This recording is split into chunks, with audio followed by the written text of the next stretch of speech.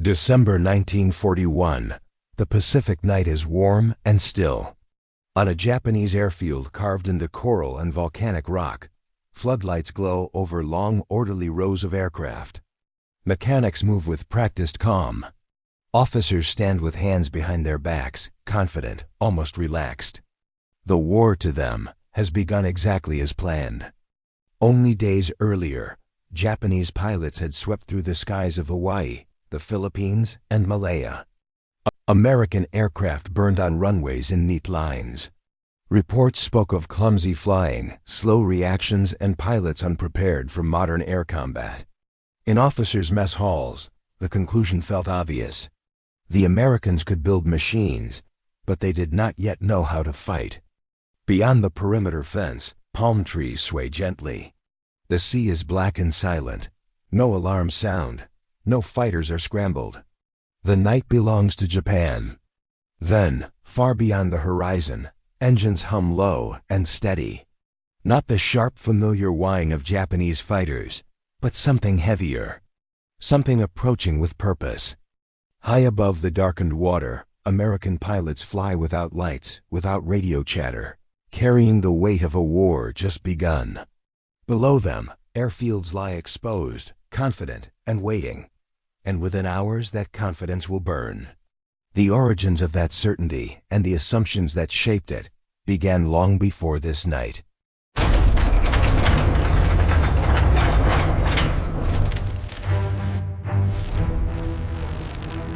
By the late 1930s, Japan believed it had already solved modern air warfare.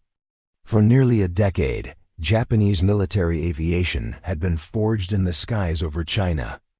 Beginning in 1937, Imperial Japanese Army and Navy air units flew daily combat missions against Chinese forces that lacked modern aircraft, radar, or coordinated air defense.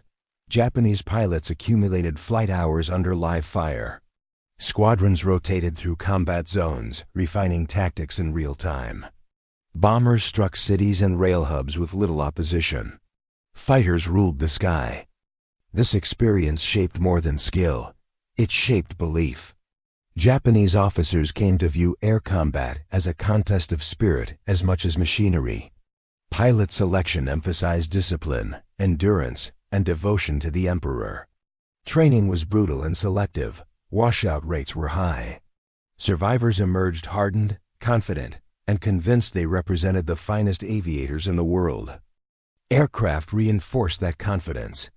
The Mitsubishi A6M0 entered service in 1940 and immediately outperformed most Western fighters. It climbed faster, turned tighter, and flew farther than anything it encountered in China. Its long range allowed Japan to project air power across vast distances, an advantage few nations possessed. To Japanese planners, it symbolized technical and doctrinal superiority combined. At the same time, Japanese intelligence assessed the United States through a distorted lens. Reports emphasized America's industrial excess, but questioned its fighting quality. U.S. pilots, it was believed, relied too heavily on instruments, rigid procedures, and centralized command. American aviation training appeared slow and conservative. Exercises focused on safety and formation flying rather than aggressive dogfighting. Early war results seemed to confirm these assumptions. On December 7, 1941, Japanese carrier aircraft devastated Pearl Harbor. Hundreds of American planes were destroyed on the ground. Days later, Japanese air forces struck Clark Field and other Philippine air bases with similar effect. British air power in Malaya and Singapore collapsed under sustained attack. Everywhere Japanese pilots went, enemy airfields fell silent. Within weeks, a dangerous conclusion settled inside Japanese command culture. American pilots were brave, but inferior. Their aircraft were rugged, but outdated. Their response time was slow. Their doctrine was predictable. This belief shaped defensive planning. Many forward airfields were lightly protected at night. Anti-aircraft guns were sparse or poorly coordinated. Early warning systems were limited. Radar coverage, where it existed at all, was still primitive and unevenly trusted. The Imperial Japanese Navy expected the Americans to take months, perhaps years, to recover from their early defeats. Any counterstrike, they believed, would be cautious, conventional, and visible long before it arrived. But across the Pacific, a different reality was forming. American air power had not been destroyed. It had been shocked, then reorganized. In training fields scattered across the continental United States, thousands of pilots were already in the pipeline. Aircraft factories ran around the clock. New doctrines were being tested, quietly refined, and rushed forward. Most importantly, American commanders were beginning to accept a hard truth. Fighting Japan meant abandoning old assumptions about daylight safety, predictable routes, and peacetime caution. It meant striking first, striking unexpectedly, and sometimes striking in the dark. The gap between Japanese perception and American adaptation was growing, and it would soon be exposed. Because while Japanese officers measured the enemy by past encounters, American planners were preparing a response that did not look like anything Japan had seen before. The American air forces that survived the opening weeks of the Pacific War were not the same forces that had been trained in peacetime. December 1941 shattered long-held assumptions inside the U.S. Army Air Forces and the U.S. Navy. Aircraft parked wingtip to wingtip for inspection convenience had become funeral pyres. Rigid command chains delayed responses. Faith in deterrence collapsed overnight. What remained was a sobering clarity. Survival would require speed, improvisation, and risk. American pilot training, often mocked by Japanese intelligence as slow and overly procedural, concealed a crucial advantage. It emphasized instrument flying, long-distance navigation, and formation discipline. These skills were not glamorous. They did not win turning contests at low altitude. But they allowed pilots to fly farther, at night, and in poor weather conditions Japanese doctrine rarely emphasized. The United States also possessed something Japan could not match: industrial elasticity. By early 1942, aircraft production surged. Factories in California, Washington, and the Midwest began delivering bombers and fighters in numbers Japan could never replicate. More importantly, American engineers could modify designs quickly. Armor plating was added. Self-sealing fuel tanks became standard. Radios improved coordination. Each change traded elegance for survivability. Strategically, American leadership embraced a reality Japan underestimated. The Pacific War would be won by reach. Long-range aircraft became central to planning. B-17 Flying Fortresses and B-24 Liberators, though vulnerable, could strike deep. Medium bombers like the B-25 Mitchell offered flexibility. Naval aviation, though battered, remained intact enough to experiment with unconventional operations. These preparations unfolded quietly, often under the shadow of defeat. The Doolittle raid in April 1942, though limited in physical damage, demonstrated something more important. American aircraft could reach Japanese-held territory. More critically, American pilots were willing to fly one-way missions if necessary. Japanese officers acknowledged the raid as an embarrassment, but dismissed it as a stunt. Carrier-based bombers launching medium aircraft, they believed, proved nothing about sustained threat. Airfield defenses remained largely unchanged. Meanwhile, American commanders studied Japanese habits closely. They observed that many Japanese airfields relied on daylight defense. Aircraft were parked openly to speed maintenance. Night fighter units were rare. Coordination between radar, searchlights, and anti-aircraft guns was inconsistent. Confidence replaced redundancy. American doctrine adapted to exploit this. Night navigation training expanded. Low-level approach tactics were refined. Crews practiced flying without radio contact, guided only by dead reckoning, stars, and coastline silhouettes. The goal was not aerial combat, but destruction on the ground, where Japanese aircraft were most vulnerable. For American pilots, This approach reduced the disadvantages they faced in traditional dogfights. They did not need to outturn the Zero. They did not need air superiority. They needed only surprise, fuel, and a clear runway target. By mid-1942, small, carefully planned strikes began to test Japanese defenses across the Pacific. Each mission gathered data. Each return flight revealed gaps. Each success went largely unnoticed by Japanese command, dismissed as harassment rather than warning. The war was no longer symmetrical. While Japanese officers continued to measure strength by pilot skill and aircraft agility, American planners were redefining air power as a system logistics, navigation, timing, and pressure applied where confidence had replaced caution. The stage was set for confrontation, not in a swirling dogfight, but in darkness over sleeping airfields. And to understand how this collision unfolded, the story must be examined from multiple angles, each revealing a different fracture in the illusion of superiority. For Japanese aviators, identity and skill were inseparable. Years of selective training had produced an elite corps convinced not only of its technical superiority. Pilots were taught that mastery of the air came from discipline, courage, and an almost spiritual connection to the aircraft. Combat experience in China reinforced this belief. Survival became proof of worth. Victory became validation of doctrine. American pilots arrived in the Pacific carrying a different burden. Many were younger. Fewer had seen combat. Some arrived just months after completing flight school. Early encounters were brutal, losses mounted. But American training had prepared them psychologically for failure and replacement. Units rotated. Lessons were documented. Tactics were adjusted. This difference mattered.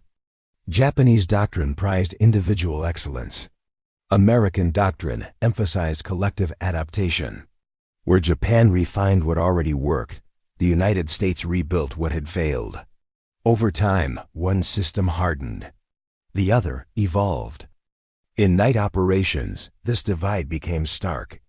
Japanese pilots rarely trained for blind navigation. American crews, drilled relentlessly in instrument flying, could operate without visual references. Darkness, once feared, became a shield. Technologically, the contrast was not simply about performance, but about purpose. Japanese aircraft were optimized for range and agility. The Zero's light construction allowed exceptional maneuverability, but sacrificed protection. Fuel tanks were unsealed. Armor was minimal. The design assumed air superiority, not surprise attack. American aircraft accepted weight as the price of survival. Bombers carried redundant systems. Fighters added armor. Engines were built to absorb damage and keep running. At night, these choices mattered. Parked wing to wing, fueled, and unarmored, they were vulnerable to a single well-placed bomb or strafing run.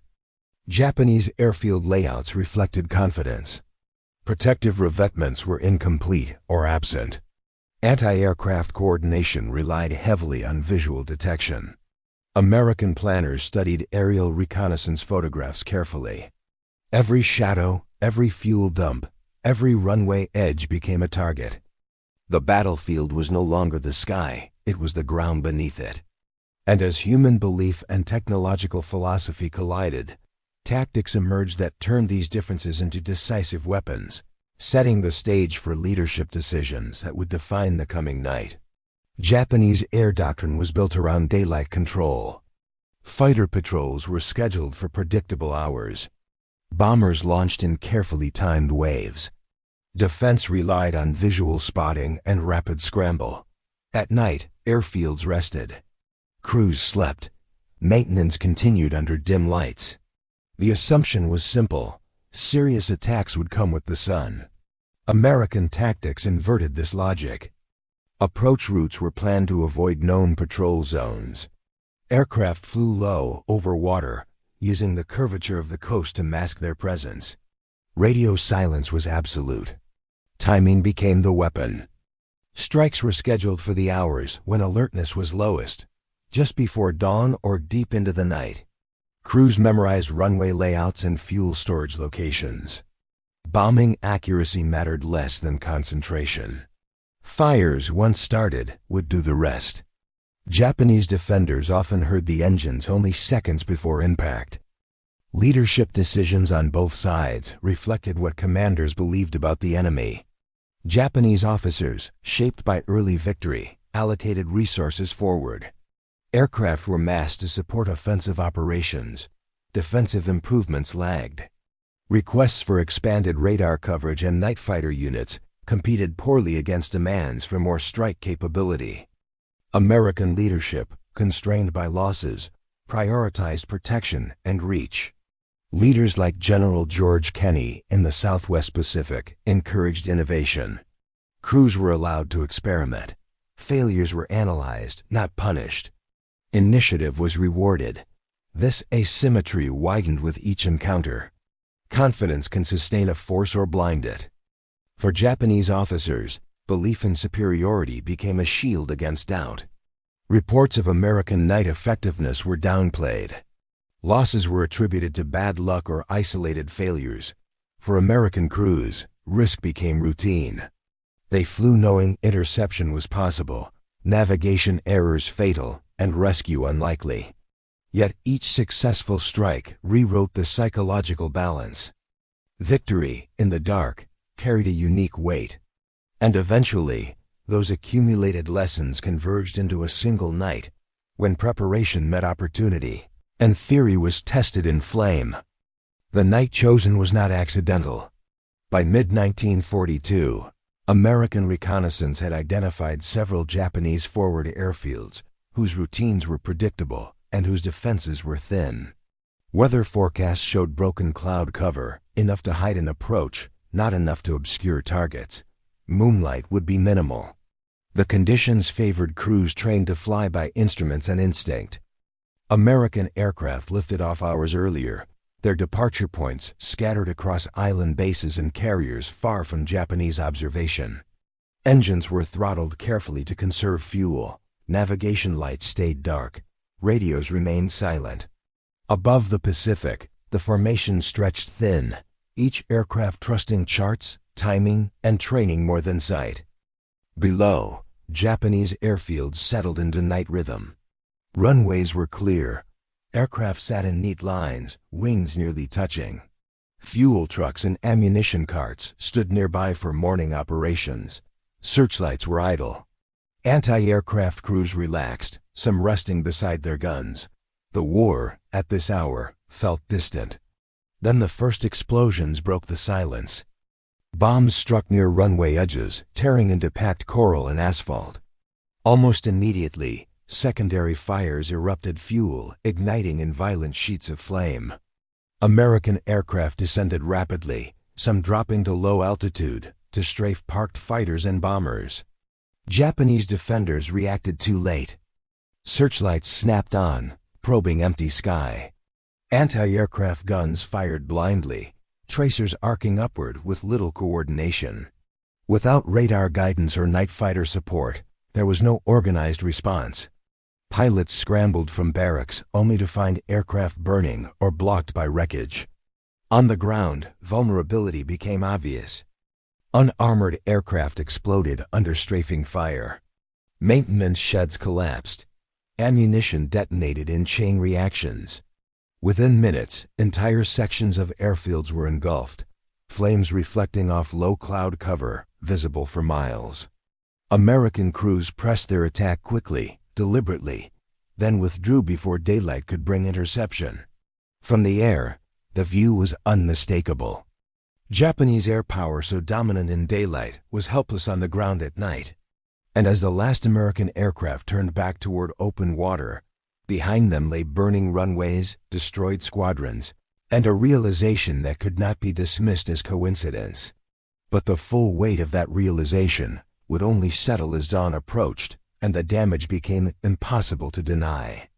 As dawn crept over the horizon, the scale of the damage emerged with brutal clarity. Smoke still rose from shattered airfields. Runways were cratered, littered with twisted aluminum and scorched debris. Aircraft that had survived the initial explosion sat useless, tires melted, control surfaces burned, fuel lines ruptured. Others had simply vanished, reduced to blackened outlines where they once stood ready for flight. Japanese officers moved through the wreckage in silence. Reports arrived piecemeal. Entire squadrons had been destroyed without ever leaving the ground. Fuel reserves, meant for weeks of operations, were gone in hours. Maintenance crews were dead or wounded. Communications lines were severed. What had been a forward operating base the night before was now an obstacle to its own defense. Most unsettling was what had not happened. There had been no warning, no decisive interception, no aerial battle in which Japanese pilots could prove their skill. The enemy had come, struck, and vanished untouched. For a command culture built on mastery of the air, this was a shock without precedent. Investigations began immediately. Officers questioned sentries. Anti-aircraft crews reviewed firing logs. Radar operators, where radar existed, reported fleeting, confusing contacts that never resolved into targets. Searchlight units blamed poor coordination. Each explanation felt inadequate.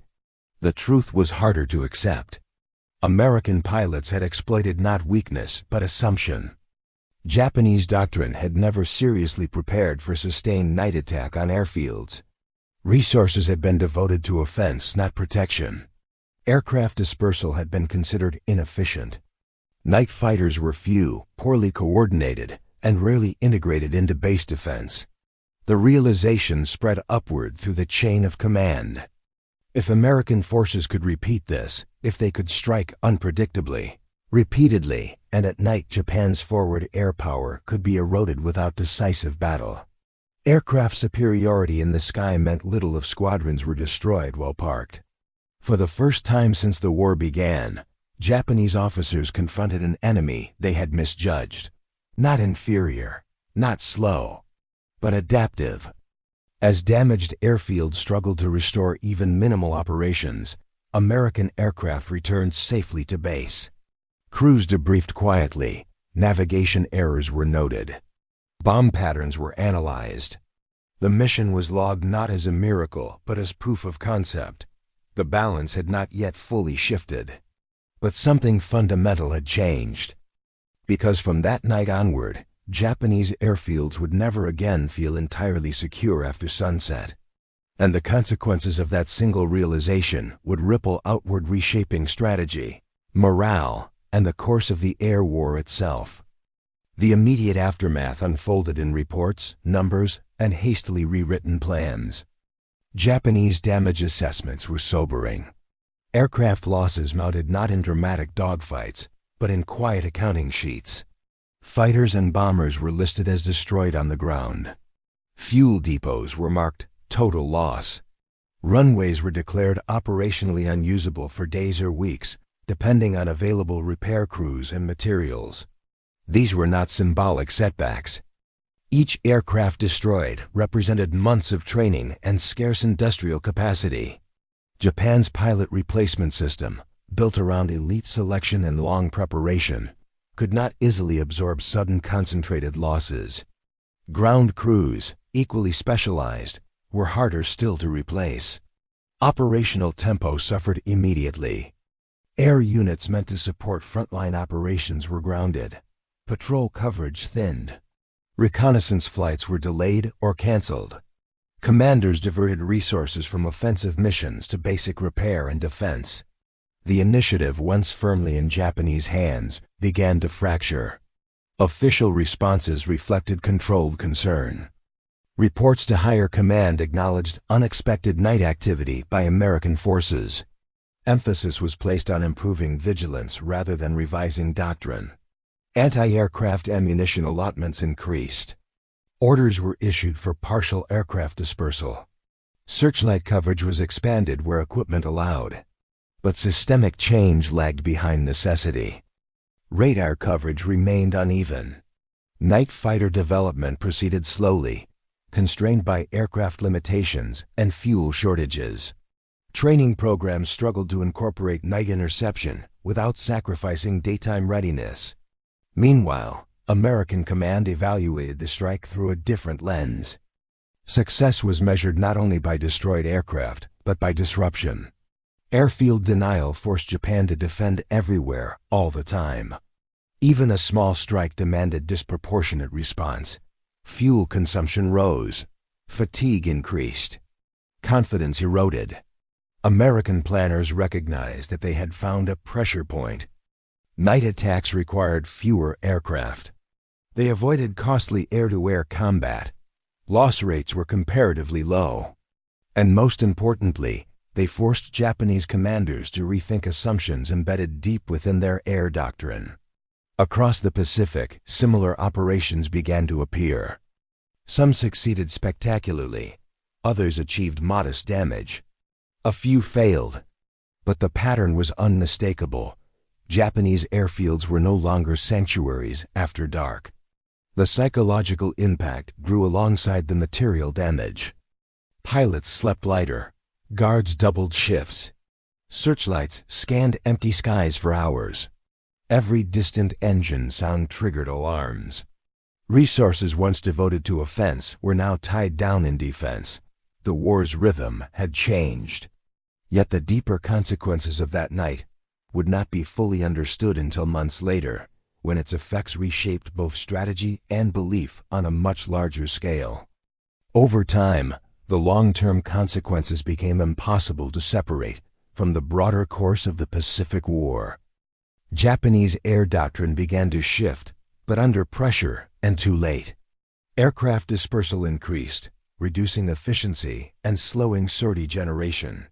Makeshift revetments appeared around airfields, consuming labor and materials already in short supply. Night alert procedures became routine, exhausting crews and eroding morale. Yet these adaptations came with trade-offs. Dispersed aircraft were harder to maintain. Fuel logistics grew more complex. Pilots spent more time on the ground waiting than in the air refining skills. Training hours declined as fuel was diverted to patrols and alerts rather than instruction. Most critically, Japan's pilot replacement crisis deepened. Losses that once might have been absorbed gradually now occurred in clusters. The elite training pipeline could not keep pace. Standards fell out of necessity. New pilots entered combat with fewer hours and less preparation, facing an enemy growing stronger with every month. For American forces, the effect was cumulative and reinforcing. Night operations became institutional knowledge. Techniques refined in early strikes informed larger campaigns. Airfield suppression became a standard component of offensive planning. American air power shifted from reactive defense to proactive denial. Confidence grew not from arrogance, but from validation. American pilots learned that they did not need to match Japanese forces on their terms. They could choose the time, the conditions, and the method. Each successful night strike reinforced that lesson across commands. Strategically, the implications were profound. Japan was forced into a defensive posture across a widening front. Air superiority became harder to sustain. Forward bases grew fragile. Every expansion carried greater risk. The psychological edge that had once accompanied Japanese air power faded, replaced by caution and strain. By the time the balance fully turned over places like Guadalcanal, the Solomons and New Guinea, the pattern was already familiar. Japanese aircraft were increasingly destroyed not in the air, but before they could ever take off. The night had become contested space. And in that darkness, assumptions forged in earlier victories had burned away. What remained was a clearer understanding of modern air warfare, one defined not by bravado, but by adaptation, endurance, and the quiet erosion of certainty. The night when Japanese officers watched their airfields burn was not simply a tactical defeat. It was a moment when the assumptions of an entire military culture were exposed. Japan had built its air power on skill, confidence, and early success. It had assumed the enemy would fight the same way, on the same terms, in the same light. But the United States, still recovering, still bruised, had discovered a different truth. War did not follow a single script. It could be rewritten in darkness and silence, and in the spaces between expectation and reality. The burning runways were not just destroyed aircraft. They were shattered certainty. Each flame marked a lesson that technology alone did not guarantee dominance, and that the greatest strength in modern warfare is not the machine, but the ability to learn, adapt, and survive. For American pilots, the night became proof that courage could be paired with strategy. For Japanese officers, it became a reminder that arrogance, once earned, can become a blindfold. In the end, the war in the Pacific was won not by the loudest victories, but by the quiet ones, by the small, relentless pressures that slowly eroded the enemy's ability to fight. And in the dark, where confidence had once reigned unchallenged, the future of the conflict was rewritten in fire.